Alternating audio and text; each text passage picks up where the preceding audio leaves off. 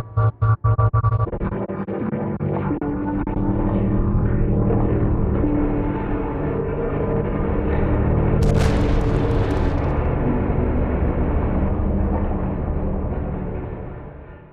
કેવી રીતના ઉડે છે, એમ કઈ કઈ વસ્તુઓ છે, કયા પરિબળો છે, શું જરૂર હોય હવામાં એકવાર ઉડે એટલે? વિમાનને જે ઉડવાનું વિજ્ઞાન છે એને નામ આપવામાં આવેલું છે એરોડાયનામિક્સ. કે ધારો કે સામેથી હવા આવે છે તો હવા આ બાજુથી આવે તો આની ઉપર થઈને જાય, જ્યારે આની નીચે થઈને જાય સીધી. હવે રનવે ઉપર ઉડતું ઉડતું એને નિર્ધારિત સ્પીડ મેન્ટેન કરી લીધી, પછી પાયલોટને શું કરવું પડે? વિમાનને સેજ આગળથી ઊંચું કરવું પડે. એ ઊંચું આ ફ્લેપ દ્વારા થાય. આ ફ્લેપ સહેજ નીચો થાય એટલે વિમાનની હવા જે છે એ અહીંયા કટ થાય, એટલે આ ભાગ નીચો જાય ને આ ભાગ ઊંચો આવી જાય. એટલે હવામાં, અને આ જે છે ને એ બહુ ક્રુશિયલ સ્ટેજ છે. 5મા 6ઠાના પુસ્તકમાં લખેલું છે કે હવા ગરમ થાય એટલે જગ્યા રોકે, હવા ગરમ થાય એટલે પાતળી બને. બરાબર છે, આ બધી વસ્તુ લખેલી છે, પણ આપણે ક્યારેય એનો પ્રેક્ટિકલ એપ્લિકેશન ક્યાં થાય તે સમજવાની કોશિશ કરતા નથી. એટલે આપણે સારા વૈજ્ઞાનિકો બની શકતા નથી, સારા પાયલોટ બની શકતા નથી. અમદાવાદ જે એરપોર્ટનો રનવે તમે જુઓ તો એ રનવેની ખાસ દિશા નક્કી કરેલી છે. એ રનવે ઉત્તર દક્ષિણ તરફ છે, એટલે મન ફાવે રીતે બનતો નથી, એની ખાસ ડિઝાઇન કરેલી હોય છે. તમે આ થિયરી ક્યારે ક્રેક કરી? કારણ કે મેં તમારી ફેસબુક પોસ્ટ જોઈ તો તમે રાત સુધીમાં તો આ લખી કાઢ્યું હતું કે આવી આવી થિયરી તમારા મગજમાં આવે છે. મેં લગભગ આ ઘટના બની એના 1 કલાકમાં તો મેં વિચારી લીધું હતું અને આર્ટિકલ તૈયાર પણ કરી નાખ્યો હતો. સૌથી અગત્યની વાત કે સ્પર્ધાત્મક જગતમાં આ બધી વસ્તુ, એટલે સમયસર પ્લેનને યોગ્ય રીતે મેન્ટેન નહીં કરવાનું, આનો આ બધા ટેસ્ટિંગ બરાબર નહીં કરવાના, પૂરેપૂરું ચાર્જ નહીં કરવાનું, એને પૂરી રિપેર નહીં કરવાનું, અને એના કારણે આવી માનવીય ભૂલ થવાના સંજોગો વધારે છે. એટલે અદ્રશ્ય વસ્તુ સાથે રમત કરવી સહેલી નથી. એમાં ઘણી બધી વસ્તુનું ધ્યાન રાખવું પડે છે, અને એમાં સહેજ પણ ચૂક થઈ તો જે ગઈકાલે ઘટના બની એવી ઘટના ગમે ત્યારે. કયા એવા વૈજ્ઞાનિક કારણો હોઈ શકતા કે તો આ ઘટના ન બને તેમ? શું આપણે હંમેશા જ્યારે આ બધી ચર્ચા કરીએ છીએ ત્યારે હંમેશા આપણે કંપનીનો ને આ બધાનો આપણે વાંક કાઢીએ છીએ. આપણે આપણો પોતાનો વાંક ક્યારેય કાઢતા. જો આપણે થોડી શિસ્ત અપનાવીએ તો પ્લેન રેગ્યુલર મોડમાં આવી જાય, પછી તમે એના ચાર્જિંગના પોઈન્ટનો ઉપયોગ કરો કે એના સ્ક્રીન દ્વારા પિક્ચર જોવાનો પ્રયત્ન કરો, તો મને લાગે છે આ બધી ઘટનાઓ પ્રમાણમાં ઓછી બને. કારણ કે આફ્ટર ઓલ આપણી જિંદગીનો સવાલ છે.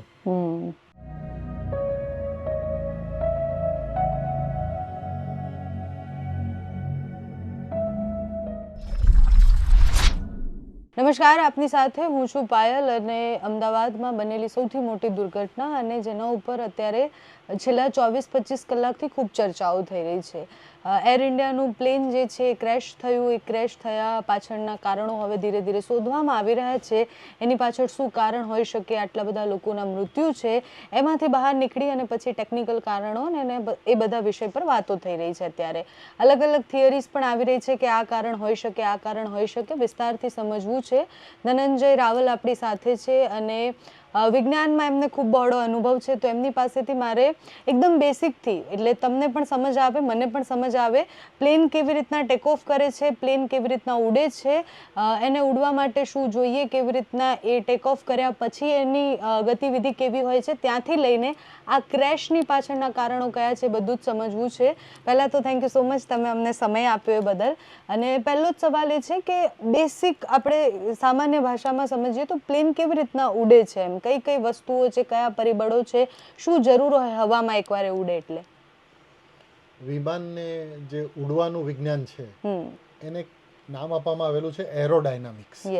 એટલે હવા સાથે તમારે રમત રમવાની છે, અને એવી વસ્તુ સાથે રમત કરવાની છે કે જે તમને દેખાતું નથી. હવા દેખાતી તમે એનું અનુમાન જ ના લગાવી શકો. એટલે એને જો તમારે પાયલોટ બનવું હોય અથવા તો એ સંબંધિત કંઈ પણ કામ કરવું હોય તો હવાને તમારે સમજવી પડે. એની પાછળનું જે વિજ્ઞાન છે એરોડાયનામિક્સ, એને તમારે સમજવું પડે.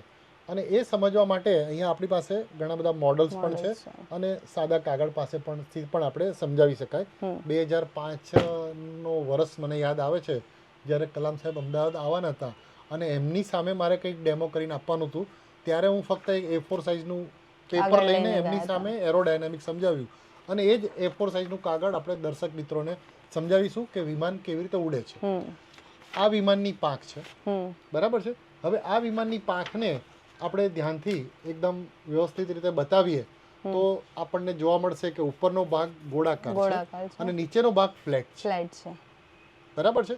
હવે આ જે વિમાન છે એ વિમાનને જો હવામાં ઉડાડવું હોય તો એમનેમ તો ઉપર હેલિકોપ્ટરની જેમ ઉડી શકતું નથી, એટલે આપણે એને શું કરવું પડે, રનવે ઉપર દોડાવવું પડે. અને રનવે ઉપર જો દોડાવવું હોય તો જેવી રીતે સ્કૂટરમાં કે કારમાં એન્જિન હોય છે એવી રીતે આની અંદર પણ એન્જિન ફિટ કરેલા હોય છે અને એ એન્જિન એની પાંખો ઉપર લગાડેલા હોય છે. એ એન્જિન બેકી સંખ્યામાં હોય. ધારો કે એક અહીંયા હોય તો સામે એક હોય, આ બાજુ બે હોય તો સામે એ બાજુ હોય, એટલે એનું સેન્ટર ઓફ માસ બરાબર બેલેન્સ થઈ જાય અને સરખી રીતે એને થ્રસ્ટ મળે. એક એન્જિન પાછળના ભાગમાં પણ હોય છે. ઘણા બધા પ્લેન એવા પણ આવે છે એમાં એક એન્જિન પાછળના ભાગમાં પણ હોય છે. એટલે એ બધા એન્જિન ચાલુ થાય અને ચાલુ થાય એટલે રનવે ઉપર દોડે પેરેલલ ટુ અર્થ, જમીનને સમાંતર એ ઉડે. અને જમીનને સમાંતર ઉડે તો વિમાન તમારી સામે છે તો ખ્યાલ આવશે કે ધારો કે સામેથી હવા આવે છે તો હવા આ બાજુથી આવે તો આની ઉપર થઈને જાય, જ્યારે આની નીચે થઈને જાય સીધી. એટલે બંને રીતે હવા ઉપરથી જાય છે, નીચેથી જાય છે. નીચે સરળતાથી પસાર થઈ જાય છે એટલે નીચેના ભાગમાં હવાનું ભારે દબાણ સર્જાય છે અને ઉપરના ભાગમાં હવાનું હળવું દબાણ સર્જાય છે. અને આપણે ઘણી વખત હવામાન વિભાગની ચર્ચાઓ આપણે કરી છે, એમાં આપણે કહીએ છીએ કે ભારે દબાણવાળી હવા હળવા દબાણ તરફ એ આગળ વધે છે. એટલે નીચેની હવાને ઉપર જવાનો પ્રયત્ન કરે છે અને એ પ્રયત્નમાં વચ્ચે તો આખી પાંખ આવી જાય છે, વચ્ચે આખું વિમાન આવી જાય છે.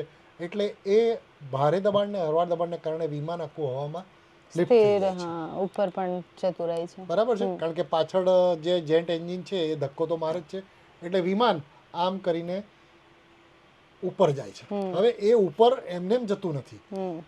પાછળના ભાગમાં આ જે છે તમને દેખાય છે ફ્લેપ રાખેલા છે.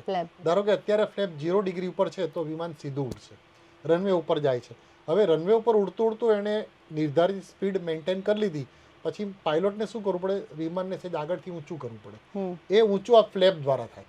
આ ફ્લેપ સહેજ નીચો થાય એટલે વિમાનની હવા જે છે એ અહીંયા કટ થાય, એટલે આ ભાગ નીચો જાય ને આ ભાગ ઊંચો આવી જાય. એટલે હવામાં, અને આ જે છે ને એ બહુ ક્રુશિયલ સ્ટેજ છે, બહુ જ અગત્યનો તબક્કો છે. અને એ તબક્કામાં જો તમે બરાબર પાસ થઈ ગયા, તમારું વિમાન હવામાં એક જે એની હાઈટ નક્કી કરેલી હોય ત્યાં સુધી જતું રહ્યું, પછી વાંધો નહીં, તો ઓટો મોડમાં ચાલ્યા કરે. એમાં પાયલોટ બેઠો ગીતો સાંભળે તોય ચાલે, એને કંઈ કરવાની જરૂર નથી. પણ ત્યાં સુધી ઉપર લઈ જવાનો જે તબક્કો છે એ બહુ જ ક્રુશિયલ છે અને એમાં પાયલોટે ખૂબ જ ગંભીરતાપૂર્વક બધી વસ્તુનું ધ્યાન રાખવું પડે. હવે એ ઉપર ચડી ગયું અને એ ચાલે છે, બરાબર છે. હજી વધારે ધારો કે દર્શક મિત્રોને ખબર ના પડી કે શું આ હવા આટલા મોટા પ્લેનને હવામાં ઊંચું કરી શકે, કેટલું બધું વજન થાય. વિમાનનું પોતાનું વજન 250 પેસેન્જર અંદર બેઠા છે, 250 પેસેન્જરનું 60 કિલો વજન, ફ્યુલનું વજન 1,20,000 લીટર પેટ્રોલ. તમે જો આટલું બધું વજનદાર, હું પણ ક્યારેક બેઠો તો મને એવું લાગે ખરેખર આ વિજ્ઞાન કામ કરે છે.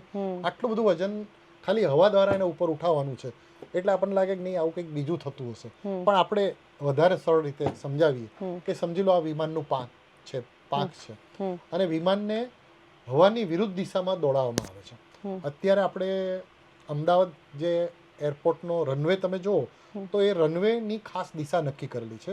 એ રનવે ઉત્તર દક્ષિણ તરફ છે, એટલે મન ફાવે રીતે બનતો નથી. એની ખાસ ડિઝાઇન કરેલી હોય છે કે ભારતની ભૌગોલિક પરિસ્થિતિનો આપણે અભ્યાસ કરીએ તો ભારતમાં ખાસ કરીને અમદાવાદમાં અને મોટાભાગના વિસ્તારમાં હવા શિયાળાના જે પવનો છે એ ઉત્તરથી દક્ષિણ તરફ આવતા હોય છે અને ઉનાળામાં દક્ષિણથી ઉત્તર તરફ જતા હોય છે.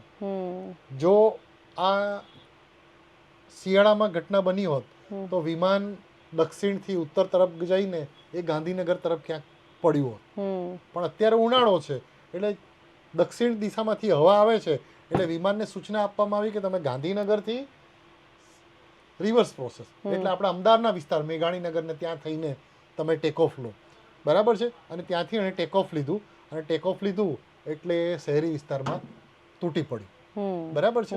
તો વિમાનને ઉડવાનું આ સાયન્સ છે અને સાદા કાગળથી આ સમજાવવું હોય તો સમજી લો કે આ વિમાનની પાંખ છે, આ વિમાનની પાંખ છે અને એને હવાની વિરુદ્ધ દિશામાં દોડાવી એટલે હવા આમથી આમ આવે, હવા આમ ગઈ. હવા આમ જવાથી શું થશે એ આપણે જોઈએ. હું ફૂંક મારું છું, સમજી લો,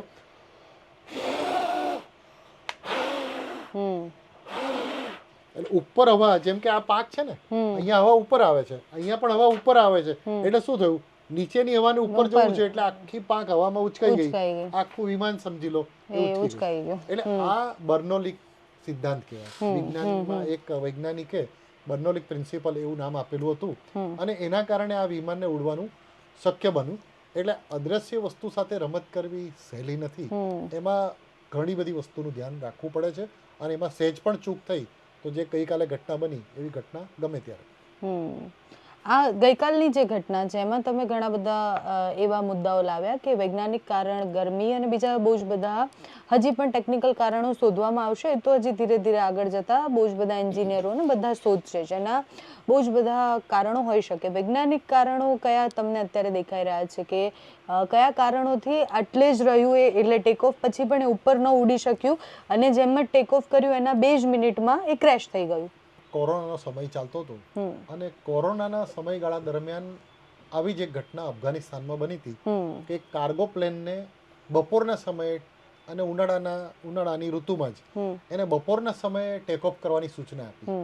બરાબર, જેમ પાયલોટે આજે ગઈકાલે પણ અનુમાન ના લગાવ્યું એ પ્રમાણે ત્યારે પણ એને અનુમાન લગાવ્યું નહીં, કારણ કે એનું કામ તો પ્લેન ઉડાડવાનું છે અને ટેકનિકલ બધી વસ્તુઓ જોવાની છે.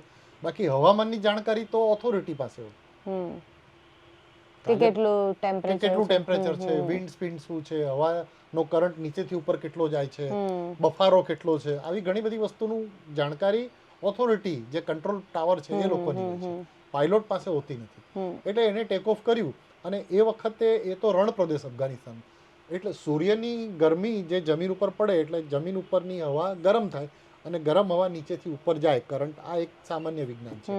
તો એ કરંટ એટલો બધો ફાસ્ટ હતો કે વિમાન જ્યારે તેને ટેક ઓફ લીધું અને ટેક ઓફ લઈને હવામાં ગયું, અને હવાનો જે કરંટ નીચેથી ઉપર જતો હતો એની સાથે વિમાન પણ ઉપર જતું રહ્યું અને ધડામ કરતું નીચે પડ્યું. એ વસ્તુની ઘટના મને ખબર હતી, અને કાલે જે ઘટના બની એ પણ બપોરના સમયે જ બની, અને બપોરના સમયે બની ત્યારે મને એક મનમાં સ્ટ્રાઇક થયું કે આ સમયે ઘટના બની.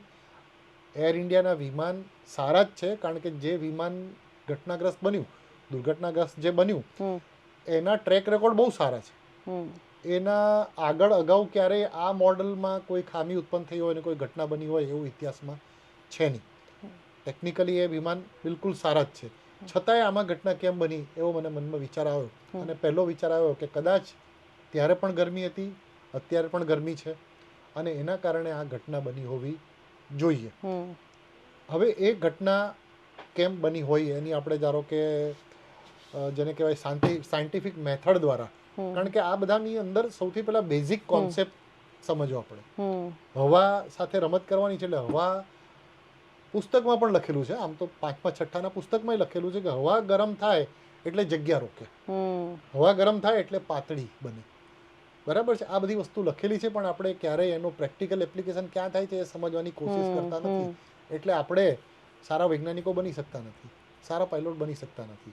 એટલે એ હવા ગરમીને કારણે ગરમ થઈ એટલે પાતળી થઈ. સમજી લો કે આટલા ભાગની જે હવા છે એ ગરમ થાય તો કેટલી એક્સપાન્ડ થાય એની કલ્પના આજ સુધી કોઈએ કરી જ નથી, અને કોઈને ખબર પણ નથી. ક્યારેક સ્કૂલમાં આવો પ્રયોગ કરીને બતાવવામાં આવતો નથી. દર્શક મિત્રો કલ્પના કરે કે આટલી મારા ખોબામાં જેટલી હવા છે એને ગરમ કરો તો કેટલી એક્સપાન્ડ થાય, એનો તમે અંદાજ લગાવશો અને વિચારશો કે 2 ગણી, 3 ગણી, 4 ગણી, 100 ગણી, 200 ગણી, એનાથી આગળ. તો દોસ્તો, આટલી જે હવા છે આને તમે લગભગ 1000 ગણીથી પણ મોટી જગ્યા કરો એટલી એક્સપાન્ડ થાય છે. જ્યારે ગરમ હોય ત્યારે, ગરમ કરો ત્યારે, આટલી સામાન્ય હવાને ગરમ કરો ત્યારે. બરાબર છે, તો આટલી હવા એટલી એક્સપાન્ડ થઈ જાય તો એ કેટલી પાતળી બની જાય, અને એટલી પાતળી બની જાય તો એની અંદર રહેલા જેટલા વાયુઓ છે એનું પ્રમાણ પણ ઘટી જાય. એ વાયુમાં સૌથી અગત્યનો વાયુ જે વિમાન ઉડવામાં સૌથી મદદગાર બને છે એ છે ઓક્સિજન. એનું પ્રમાણ પણ ઓછું થઈ જાય. વિમાનને ચલાવવાનું કામ જેટ એન્જિનો કરે છે. એ જેટ એન્જિનના મોડલ અહીંયા રાખેલા છે, અને એ એન્જિનના મોડલને આપણે ધારો કે ધ્યાનથી આપણે સમજીએ, આપણે વિમાનને એક બાજુ મૂકીએ તો એ એન્જિનને આપણે ધ્યાનથી સમજીએ તો આ જેટ એન્જિન છે. આ જેટ એન્જિનનો આગળનો ભાગ છે. એટલે વિમાનની જે પાંખ છે એ પાંખ ઉપર આમ રાખેલું હોય, અહીંયાથી હવા જાય, અહીંયા હવા બહાર નીકળે. સામાન્ય સંજોગોમાં તો જેટલી હવા જતી હોય એટલી જતી હોય છે. એમાં ઓક્સિજનનું પ્રમાણ પણ એટલું જ જતું હોય છે અને વિમાનમાં એનું કમ્બન્શન થતું હોય છે. આ ભાગમાં પેટ્રોલ પણ અંદર એડ થાય, બરાબર છે. અને ઓક્સિજન દહન માટે ઓક્સિજનની જરૂર છે, એ સિદ્ધાંત આપણને ખબર છે. એટલે કમ્બન્શન એનું અહીંયા થાય છે અને કમ્બન્શનને કારણે જે રીતે પિસ્ટન સિલિન્ડરની અંદર જે ધડાકા અંદર થાય છે, જેનાથી એનર્જી પ્રોડ્યુસ થાય છે અને જેનાથી આ ખૂબ જ ઝડપથી ગોળ ગોળ ફરે છે, એ અહીંયા થાય છે. પણ અહીંયા જો ઓક્સિજન ઓછો મળે તો જે પ્રમાણે એને થ્રસ્ટ પેદા કરવો પડે, થ્રસ્ટ એટલે ધક્કો વિમાનને આગળ, એ થ્રસ્ટ એટલું થાય નહીં. અને થ્રસ્ટ એ સમયે વિમાનને ન મળ્યું જ્યારે ક્રુશિયલ સ્ટેજમાં હતું, જેટલું જોઈએ એટલું ના મળ્યું. એટલે વિમાનની સ્પીડથી તો એને જેટલું ઉપર જવું એટલું ગયું, પણ પછી એને એટલો થ્રસ્ટ ન મળ્યો અને એના કારણે તમે એના વિડીયોને ધ્યાનથી તમે જોશો તો ઉપર ગયું, પછી નીચે ગયું, પછી સહેજ ઉપર ગયું ને પછી અંદર બેસી ગયું. ખ્યાલ આવ? એટલે હવાનું જેને એ ગરમીના કારણે હવા જે પાતળી બની ગઈ, હવે ખાલી થ્રસ્ટનું કારણ નથી. મેં તમને કીધું એમ કે વિમાન ઉડે છે ક્યારે કે નીચે હવાનું ભારે દબાણ સર્જાય ત્યારે. હવે જો હવા પાતળી બની જાય તો હવાનું દબાણ જે ભારે થવું જોઈએ એ પણ એટલું થાય નહીં. એટલે ભારે દબાણ ના થાય તો વિમાનનું વજન વધી જાય અને નીચે આવે. કાં તો ભારે દબાણ અસર કરે અને વિમાનને ઉપર લઈ જાય, અને ભારે દબાણ અસર ના કરે તો એનું વજન અસર કરે નીચે આવે.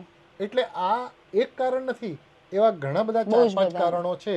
અને એ બધાને ભેગા કરીએ ત્યારે સરવાળો એવું થાય કે આમાં પાયલોટની કે એની કોઈ ભૂલ નથી, પણ જે સમય છે અને એની જે કન્ડિશન છે, પ્લેનની કન્ડિશન, એના કારણે આ વિમાન ઉડી શક્યું નહીં અને નીચે બેસી ગયું.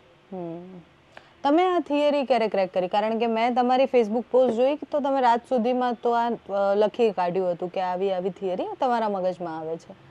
મેં લગભગ આ ઘટના બની એના 1 કલાકમાં તો મેં વિચારી લીધું હતું અને આર્ટિકલ તૈયાર પણ કરી નાખ્યો હતો. હું રાહ જોતો તો મને એકદમ એનું વેલિડ રીઝનના કોઈ ફૂટેજ મને મળે, મારી જે ગણતરી છે એ સાચી છે કે ખોટી એનું મને જો ખબર પડે એની હું રાહ જોતો હતો. અને એવું તરત જ એરપોર્ટ ઓથોરિટી દ્વારા એનો વિડીયો મૂકવામાં આવ્યો. જો કે એ પહેલા પણ એક વિડીયો કોઈએ ઉતાર્યો હતો, એમાં પણ દેખાતું તો હતું જ પણ એટલું સ્પષ્ટ નહોતું. પણ એ જે મેં વિડીયો જોયો ત્યારે મને એ ચોક્કસ ખાતરી થઈ ગઈ કે આ કારણ આ જ હોવું જોઈએ. પણ વધારે એનાથી આગળ વિચારીએ તો માત્ર એક જ કારણને આપણે ના કહી શકાય, બીજા 2-3 કારણને. આટલી મોટી દુર્ઘટના ના તો આમ તો બહુ જ બધા કારણો હજી આવશે. એ કારણની ચર્ચા પણ જો આપણે વિચારીએ, કારણ કે એક નાની ભૂલને કારણે ના થાય, ઘણી બધી ભૂલના કારણે સરવાળો એક સાથે ભેગો થયો. એમાં એક એ પણ છે કે જ્યારે વિમાન ટેક ઓફ થાય ત્યારે વિમાન જમીન ઉપર જે ચાલતું હોય ત્યારે એની બેટરી ઉપર ચાલતું હોય છે, બરાબર છે. બેટરી ઉપર ચાલે અને પછી જ્યારે હવામાં ઉડે ત્યારે બેટરી ઉપરથી એ બંધ થાય અને પછી એ એના ફ્યુલથી ચાલુ થાય. જો દર્શક મિત્રો વિમાનમાં બેઠા હોય તો આ અનુભવ તમે કર્યો જ હશે કે વિમાન જ્યારે ઉપર જાય પછી અચાનક જ એના અવાજને બધા વધવા માંડે છે. કેમ કે એના એન્જિનો બધા ચાલુ થઈ જાય છે. એનું કારણ શું છે? બેટરીમાંથી એ ચેન્જ થઈને આમાં આવી. હવે જ્યારે વિમાન ટેક ઓફ થયું અને પછી પાયલોટને ખબર પડી ગઈ કે કંઈક ગડબડ છે, એટલે એણે ફટ બધા ડિસિઝન એના લેવાના ચાલુ કર્યા. એટલે એણે વિચાર કર્યો કે ભાઈ હવે આનંદ થતું, ચલો હું પેટ્રોલથી ચાલુ કરું. તો એને પણ એ બધું કર્યું હશે. હવે આ તો બધી આપણે માત્ર કલ્પના જ કરી શકીએ. અને એ બેટરી ઉપરથી આ ચેન્જ દરમિયાન આપણે જ્યારે કાર ચલાવીએ ત્યારે એક ગેરમાંથી બીજા ગેરમાં જઈએ ત્યારે થોડુંક ધીમું પડી જાય છે. ઇવન આપણે ઓલું ગેસમાંથી પેટ્રોલમાં જઈએ ત્યારે પણ થઈ જાય. બસ એ જ ઘટના તમે જોશો તો એ કદાચ બની ગઈ હોય અને ત્યારે પણ થ્રસ્ટ જેટલો પેદા થવો જોઈએ, જે ધક્કો મળવો જોઈએ, ધક્કો ના મળે. તો પ્રયત્ન કર્યો. ઘણા બધા કહે છે કે પેલા વ્હીલ ખુલ્લર અને ખુલ્લર રાખ્યા હતા, પણ એવું નથી. ઘણી વખત પ્લેન હવામાં બહુ ઉપર જાય છે પછી અંદર લે છે, કારણ કે એ કામ અગત્યનું નથી. એ પહેલા તો બીજા ઘણા બધા કામ અગત્યના હોય છે, બરાબર છે. તો આ બધા કારણ.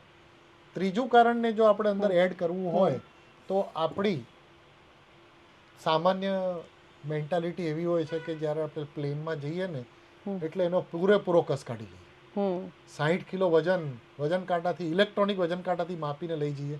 એટલે પ્લેન આખું લોડેડ હતું, જેટલા લોકો ગયા હતા બધા જ એને લોંગ હતું એટલે બધું લઈ ગયા હતા એમના સગાવાલાઓ માટે સામાન. અને એ ખોટું પણ નથી, પણ આ એક જનરલ વાત છે. પેસેન્જરોથી ફૂલ હતું, લોડેડ હતું. 1,25,000 લીટર પેટ્રોલ પણ ભરેલું હતું અને વિમાનનું પોતાનું વજન તો ખરું છે. આ વસ્તુ જેટલા પેસેન્જરો અંદર બેસે એટલે આપણે જઈએ સૌથી પહેલા તો એની વેન્ટ ચાલુ કરીએ, એસી, પછી મોબાઈલ ચાર્જિંગ મૂકી દઈએ, પછી ટીવીનો સ્ક્રીન ચાલુ કરી દઈએ. એટલે પ્લેન ઉપર તો ફૂલ લોડ હતો જ. એટલે એ લોડ પ્લસ પ્લેનને ચલાવવા માટે બેટરીનો લોડ, આ બંને વસ્તુ પણ ભેગી થઈ ગઈ. પણ આટલી લોંગ આપણે જો આ વૈજ્ઞાનિક કારણો સિવાય પણ એવું વિચારીએ તો આટલી લોંગ ફ્લાઇટ હતી તો ઓલરેડી એ બધી વ્યવસ્થા હોવી જોઈતી હતી. એ નથી, એ આખો બીજો જ વિષય છે. પણ કારણ આમાંનું પણ એક હોય. એટલે એ કારણ ભેગું થયું, હવા ગરમનું કારણ પણ ભેગું થયું, એવા ઘણા બધા કારણો. સૌથી અગત્યનું કારણ પણ એક હું એડ કરવા માંગીશ કે મેં કહ્યું એમ કે વિમાનની ઉડવાની દિશા કઈ બાજુ હતી? ઉત્તરથી દક્ષિણ તરફ. બરાબર છે. દક્ષિણથી ઉત્તર તરફ જો ઉડ્યું હોત તો એરપોર્ટ ઉપર જે ટેમ્પરેચર હતું, એરપોર્ટ ઉપર લીલોતરી અને ખુલ્લી જગ્યા છે તો ત્યાં એટલી બધી ગરમી ના પડે. પણ એને છોડીને તમે જેવા શહેરી વિસ્તારમાં આવો એટલે વધારે પોલ્યુશન વાળું, વધારે પોલ્યુટેડ એરિયા હોય, કાળા રોડ હોય, લાઇટનું રિફ્લેક્શન વધારે હોય, તો ત્યારે શું છે કે એરપોર્ટ ઉપર જે હવા હોય એના કરતા ત્યાંની હવા કંઈક અલગ હશે, વધારે ગરમ હશે. એટલે મને લાગે છે કે વિમાન જ્યારે એ બાજુ ગયું એટલે તરત નીચે બેસી ગયું અને પાછું ઉપર કરવાનો પ્રયત્ન કર્યો. એટલે જે કહેવાય છે ને કે 2 મિનિટનો ખેલ થયો, જેમ જ ટેક ઓફ કર્યું અને ટેક ઓફ જે સ્પીડ થી અને જે ઊંચાઈ સુધી જવું જોઈતું હતું એ ઊંચાઈ સુધી પહોંચ્યું જ નહીં. 50 સેકન્ડનો જ ખેલ હતો. અને મને લાગે છે જો એ વિરુદ્ધ દિશામાં ગયું તો કદાચ આ ઘટના ન બની, કારણ કે એકવાર ટેક ઓફ થઈ જાત. એ બાજુ ગ્રીનરી છે, ઉલટી અને ઘટ હવા મળે, સારી રીતે ટેક ઓફ થઈ જાય. એટલે આવા ઘણા બધા કારણો છે. અને મને લાગે છે કે હવે લક્ઝરી બસમાં ને બધામાં હોય છે ને, ટ્રેનમાં ને એમાં કે એના પાયલોટ પાસે એક સ્વિચ હોય કે સ્વિચ પાડે તો તમે બધા મોબાઈલ ચાર્જ કરી શકો. એટલે એવી એક રચના અથવા તો ભવિષ્યમાં આવી કંઈક વસ્તુ આવશે કે જ્યારે પ્લેન એકદમ સેફ મોડમાં જતું રહે. તમને ખ્યાલ હોય તો આપણે પ્લેનમાં બેઠા હોય એટલે પછી બેલ્ટ તમે કાઢી શકવાની સૂચના એ મોકલે છે કે હવે તમે તમારો બેલ્ટ કાઢી શકો છો, મતલબ પ્લેન સેફ રીતે ઉડે છે. બસ ત્યારે તમે મોબાઈલ ચાર્જ કરી શકો, ત્યારે તમે પિક્ચર જોઈ શકો, તમારો મોબાઈલ ચાર્જ કરી શકો, બીજા કંઈ પણ ઇલેક્ટ્રોનિક ઉપકરણનો ઉપયોગ કરો તો કરી શકો. આ બધી વસ્તુ તમારે ધ્યાનમાં રાખવી જોઈએ. આમ પણ ઘણી વખત ટેક ઓફ કરતી વખતે એ લોકો લાઇટ બંધ કરી દેતા હોય છે, એસી બંધ કરી દેતા હોય છે, કારણ કે એના પર લોડ ઓછો પડે. તો આવી ઘણી બધી બાબતો છે જેના ઉપર વિચાર કરવા જેવો છે. અને સૌથી અગત્યની વાત કે સ્પર્ધાત્મક જગતમાં આ બધી વસ્તુ એટલે સમયસર પ્લેનને યોગ્ય રીતે મેન્ટેન નહીં કરવાનું, આ બધા ટેસ્ટિંગ બરાબર નહીં કરવાના, પૂરેપૂરું ચાર્જ નહીં કરવાનું, એને પૂરું રિપેર નહીં કરવાનું, અને એના કારણે આવી માનવીય ભૂલ થવાના સંજોગો વધારે છે. અને એ સ્પર્ધાત્મકની જગ્યા છોડીને સેફ્ટી ફર્સ્ટનો નિયમ અપનાવીને જો આ કરો તો મને લાગે છે આવી ઘટના બને. એક્ઝેક્ટલી. એટલે એન્જિનિયરના જે જૂના હતા એમનું તો નિવેદન બહુ પહેલાથી આવી ગયું કે એ સાવ કચરા જેવું વસ્તુઓ વાપરતા હતા અને બહુ જ પહેલેથી કહી દીધું હતું કે તમે જો બોઈંગમાં આવું કરી રહ્યા છો તો એ ઘાતક છે, એ ખરાબ છે. 70 દિવસ પહેલા પણ ઓલરેડી એ પ્લેનને રોકી દેવામાં આવ્યું હતું અમદાવાદ, કારણ કે એવા એંધાણ આવી ગયા હતા કે આ શાયદ સારી રીતના ટેક ઓફ નહીં કરી શકે. એટલે આવું બધું જ હતું અને છતાં પણ તમે આટલી લોંગ જે જર્ની છે, એટલે લંડન કોઈ નજીકની જગ્યા નથી કે ભાઈ અહીંયાથી અહીંયા જવાનું હતું અને એમને એવું લાગ્યું કે ના તો થઈ જશે, આટલા લોકો છે ને થઈ જશે. લંડન જવાનું હતું, આટલી લાંબી જર્ની હતી, આટલું બધું ફ્યુલ હતું અને એ સ્થિતિમાં જ્યારે આવી ઘટના થાય, આટલા બધા પેસેન્જર હતા એમાં બેસેલા, ત્યારે બહુ જ બધી માનવ ખામીથી લઈને ટેકનિકલ ખામીથી લઈને બહુ જ બધી ખામીઓ છે. એ બધું જ હવે શોધવાનો વિષય છે. આને રોકી કેવી રીતના શકાય, પછી કયા એવા વૈજ્ઞાનિક કારણો હોઈ શકતા કે તો આ ઘટના ન બને તેમ? ઘણી વખત મને વિચાર આવે અને દર્શકોને વિચાર આવવો જોઈએ કે મોટા ભાગની ઇન્ટરનેશનલ ફ્લાઇટના ટાઈમ રાતે જ કેમ હોય છે? હા, યસ. અને બહુ જ લેટ નાઇટના હોય છે. બરાબર છે. તો કદાચ મને ખબર નથી પણ કદાચ એક આ કારણ પણ હોય કે રાતે હવા એને ઘટ મળે અને ટેક ઓફ સારી રીતે લઈ શકે, ખાસ કરીને મોટા પ્લેનની. આ જે ઘટના બને છે મોટા પ્લેન જ બને છે, નાના પ્લેનમાં નથી બનતી. જે લોકલ જે નેશનલ જે નાના પ્લેન છે એમાં બનતી નથી, મોટા પ્લેનમાં જ બને છે. આવો મને વિચાર આવ્યા કરે.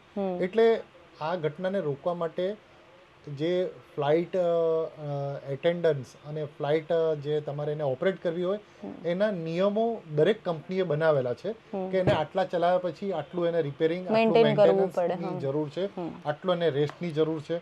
પ્લસ એના જે રૂલ્સ છે કે ભાઈ પાયલોટ તો પોતે નક્કી કરી દે છે કે ભાઈ હવે હું આગળ નહીં ચલાવું, પણ એને જે મેન્ટેનન્સ કરવાની જે વાત છે, એને ચાર્જ કરવાની વાત છે, એને જે રેસ્ટ કરવાની વાત છે, પ્લસ સૌથી અગત્યની વસ્તુ આપણે હંમેશા જ્યારે આ બધું ચર્ચા કરીએ છીએ ત્યારે હંમેશા આપણે કંપનીનો ને આ બધાનો આપણે વાંક કાઢીએ છીએ, આપણે આપણો પોતાનો વાંક ક્યારેય કાઢતા નથી. જો આપણે થોડી શિસ્ત અપનાવીએ તો પ્લેન રેગ્યુલર મોડમાં આવી જાય પછી તમે એના ચાર્જિંગના પોઈન્ટનો ઉપયોગ કરો કે એના સ્ક્રીન દ્વારા પિક્ચર જોવાનો પ્રયત્ન કરો તો મને લાગે છે આ બધી ઘટનાઓ પ્રમાણમાં ઓછી બને, કારણ કે આફ્ટર ઓલ આપણી જિંદગીનો સવાલ છે. હા, એટલે બહુ જ બધા કારણો હવે તો શોધવામાં આવશે. બ્લેક બોક્સ પણ મળી ગયું છે, એટલે ટેકનિકલ રીતના અને પ્લેન કેમ ક્રેશ થયું એના અનેક કારણો આપણા રોજ હવે એક દિવસ પછી એક દિવસ સુધી આવતા રહેશે. પણ વિજ્ઞાન આપણે ક્યાં સુધી એવી રીતના ચલાવીશું કે હા આ કારણ છે, આ ટેકનિકલ કારણના કારણે થયું, કે આવી ઘટનાઓ પાછળ આ કારણ હોય છે. આ કોઈ પહેલી કે છેલ્લી બનેલી ઘટના નથી. આની પહેલા ઉદાહરણ લેવા માટે તો અનેક ઘટનાઓ બની હશે, એનાથી આપણે કેમ ઉદાહરણ ન લીધા. સવાલ એ પણ થાય છે કે આટલી મોટી ફ્લાઇટ હતી, આટલી લાંબી ફ્લાઇટ હતી, તો એને મેન્ટેન કરવાથી લઈને જે પણ થવું જોઈતું હતું, કારણ કે તમારા ઉપર 260થી ઉપર જેટલા પેસેન્જરની જવાબદારી હતી, તો એ જવાબદારી તમે કેમ ન નિભાવી શક્યા. ટેક ઓફ પછી તરત જ જો ઇમરજન્સી કોલ કરી દેવામાં આવે છે તો મદદ કેમ ન પહોંચી શકે. એના બહુ જ બધા કારણો છે, બહુ જ લાંબુ લિસ્ટ છે. વૈજ્ઞાનિક કારણો તમને સમજાવવાનો પ્રયાસ કર્યો, કારણ કે ગ્રાઉન્ડ ઝીરોથી તો બધું જ બતાવ્યું હતું. હવે આપણે વૈજ્ઞાનિક રીતના પણ સમજવાની જરૂર છે. આપણે પ્લેનમાં બેસીએ તો આપણને ખબર હોવી જોઈએ કે આવી રીતના ફ્લાય થાય છે, આવી દુર્ઘટના બને તો આવું થઈ શકે છે.